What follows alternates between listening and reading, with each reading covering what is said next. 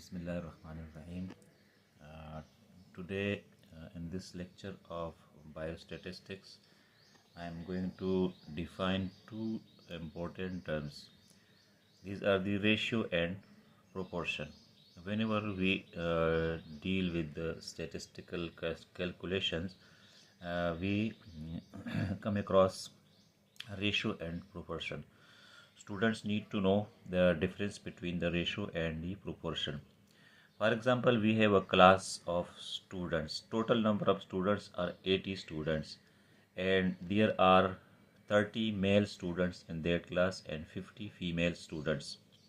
So we are interested to know that what is the ratio of male and female students. So what we should do, we will divide the male students over the female students. Okay, so 30 male students and 50 female students, and we will find the ratio of male and female student is 3 to 5.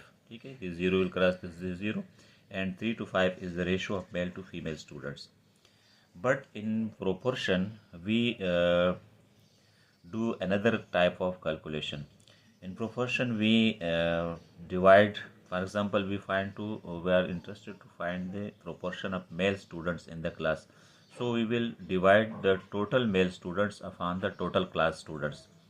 For example, we have here 30 male students and total students of the class are 80 students.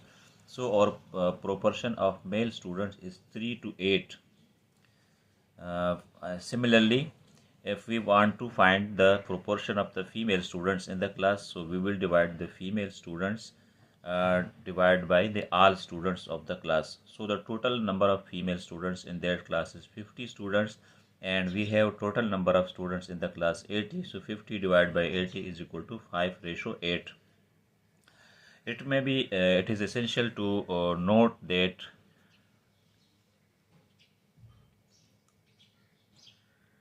the proportion of female student is 50 divided by 80, or 5 to 8. It is should be noted that in proportion, the numerator is part of the denominator. When we discuss proportion, the numerator is part of the denominator. For example, 50 is part of 80 and 30 is part of 80 essentially. But when we discuss ratio, the numerator is not necessarily part of the denominator. It may be part, but it may not be the part. Male and female students are different. Alag. This number is different. This number is different.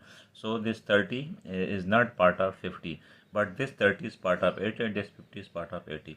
So in proportion, the numerator is not the part of may not be the part of the denominator. I hope this will become understood to the students. Thank you so much.